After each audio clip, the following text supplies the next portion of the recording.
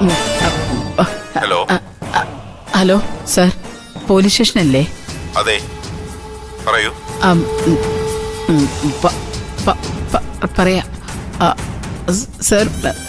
നമ്മുടെ അവിടുത്തെ കമലഹാസ് ലോഡ്ജില്ലേ, അവിടെ ഏതോ ഒരു റൂമില് അവിഹിതം നടക്കുന്നുണ്ട്, അനാശാസ്യം നടക്കുന്നുണ്ട്. അവിടെ വ്യക്തമായിട്ട് നടക്കുന്ന പരിസരത്തുള്ളവർ കണ്ടു എന്നാ പറയുന്നത്. സത്യമാണോ? ആ അതെ സാറേ. നിങ്ങൾ പറയുന്നത് കമലഹാസൻ ലോഡ്ജാണോ? അതെ അതെ, ഇപ്പൊ ചെന്ന് പിടിക്കാം സാറേ, ഇപ്പൊ ചെന്ന് പിടിക്കാം.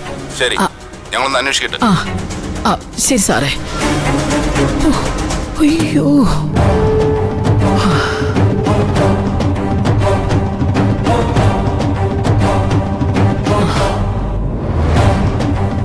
ഡിലീറ്റ് ചെയ്യാം, നമ്പർ അങ്ങ് ഡിലീറ്റ് ചെയ്യാം.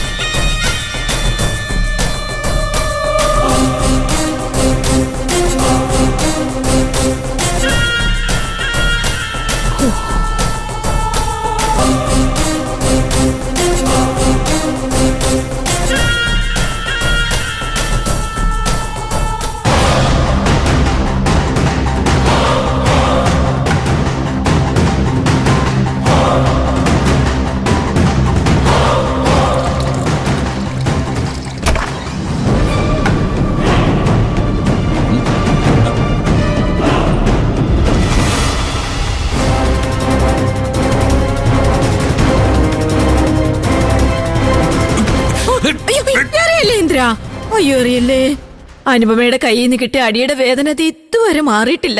നീ നോക്കി, ഇപ്പോഴും എന്റെ മുഖത്ത് അവളുടെ കൈപ്പാടുണ്ട്. അനുപമ നിന്നെ കാണാൻ വന്നോ അതോ നീ വീണ്ടും അവളുടെ അടുത്ത് പോയോ? തെറ്റ് ചെയ്ത് ഞാനല്ലേ ഇന്ദ്ര, അതുകൊണ്ട് ഞാൻ അങ്ങോട്ടേ ഒന്ന് ക്ഷമ ചോദിക്കായിരുന്നു. എന്നിട്ട് അവള് ക്ഷമിച്ചോ? അറിയില്ല, ചെയ്ത തെറ്റിനുള്ള ശിക്ഷ അവൾ എനിക്ക് തന്നു. പല്ലിന് ചെറിയൊരിളക്കമുണ്ട്. അപ്പോ നിങ്ങൾ തമ്മിലുള്ള ഇടപാട് തീർന്നു. അവസാനം വരുമ്പോ തെറ്റുകാരൻ ഈ ഇന്ദ്രൻ മാത്രം. അതാണല്ലോ എന്റെ അമ്മയ്ക്കും വേണ്ടത്. അതെ ഇന്ദ്ര, സുശീലേച്ചിയുടെ മനസ്സിൽ എന്താണെന്നൊന്നും എനിക്കറിയത്തില്ല കേട്ടോ. അനുപമയുടെ വീട്ടില് രാത്രിയാകുമ്പോ ആരാണ്ടൊക്കെ വരുന്നുണ്ടെന്നും അവരെ കയ്യോട് പിടിക്കണമെന്നും പറഞ്ഞുകൊണ്ട് മാത്ര ഞാൻ എന്റെ പിള്ളേരെയും കൊണ്ട് അവിടെ വന്നത്. സത്യമായിട്ടും അതെ, രാത്രിയാകുമ്പോ പതുങ്ങി വരുന്ന ഇന്ദ്രനാണെന്ന് എനിക്ക് അറിയത്തില്ലായിരുന്നു. നീ വീണ്ടും അനുപമയെ മോശക്കാരിയാക്കാൻ നോക്കിയോണ്ടല്ലോ, എന്റെ വിധം മാറും. ഇന്ദ്ര, സത്യം പറ, നിന്നിപ്പോ ആരാ ഇങ്ങോട്ട് അയച്ചത്? എന്റെ അമ്മ തന്നെയല്ലേ? പറയാൻ. അല്ലിന്ദ്ര, അല്ല, സത്യമായിട്ടും അല്ല. പക്ഷേ സുശീലേച്ചി രാവിലെ എന്നെ വിളിച്ചായിരുന്നു. എന്റെ മോൻ എന്നെ ഉപേക്ഷിച്ചു പോയെന്നും അവൻ തിരിച്ചു വന്നില്ലെങ്കിൽ ഞാൻ ആത്മഹത്യ ചെയ്യുന്നെന്ന് കരഞ്ഞു പറഞ്ഞു. അത് കേട്ടപ്പോ എനിക്ക് സങ്കടം തോന്നി. മകനു വേണ്ടി മാത്രം ജീവിക്കുന്ന ഒരു അമ്മയല്ലേ? മകന് വേണ്ടി ജീവിക്കുന്ന അമ്മയല്ല, മകനെ ഉപയോഗിച്ച് ജീവിക്കുന്ന അമ്മ എന്ന് പറ.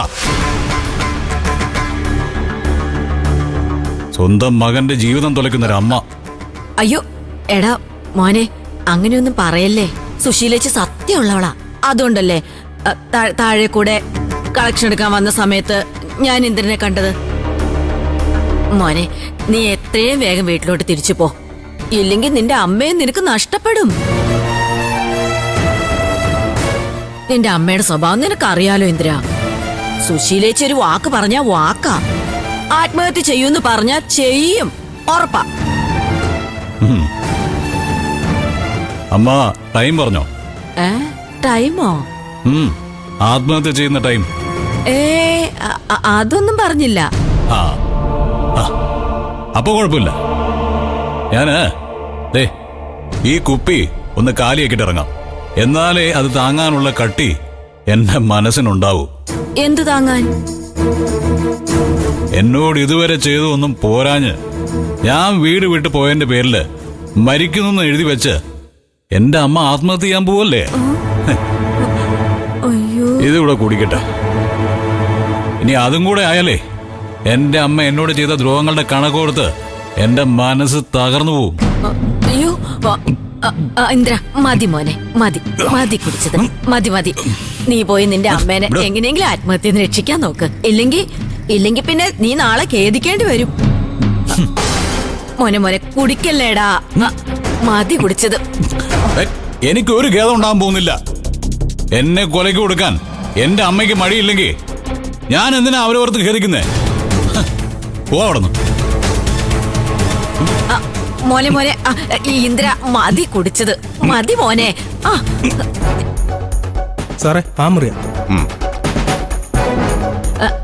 എടാ ഞാൻ പറയുന്ന ഒന്ന് കേക്കടാ. വാതിലടച്ച് കുറ്റിയിടാനുള്ള മര്യാദയെങ്കിലും കാണിക്കണ്ടോ? പട്ടാപ്പകൽ പബ്ലിക്കായിട്ട് അനാശാസ്യം. രണ്ടിനെയും പിടിച്ച് വണ്ടി കേട്ടോ. അയ്യോ സാറേ, ഇത് അനാശാസ്യമൊന്നുമല്ല. പിന്നെന്താടി ഇതിന്റെ പേര്? ഇവൻ നിന്റെ ഭർത്താവാണോ? അല്ല. എന്റെ സാറേ, ഒരു മുറിയിൽ ഒരുമിച്ച് നിൽക്കാൻ ഭർത്താവും ഭാര്യയാവണമെന്നുണ്ടോ സാർ? ഉഭയസമ്മതത്തോടെ എന്തോ ആവാന്നല്ലേ റൂള്? റൂളൊക്കെ നിനക്കാൻ പഠിപ്പിച്ചരാടാ.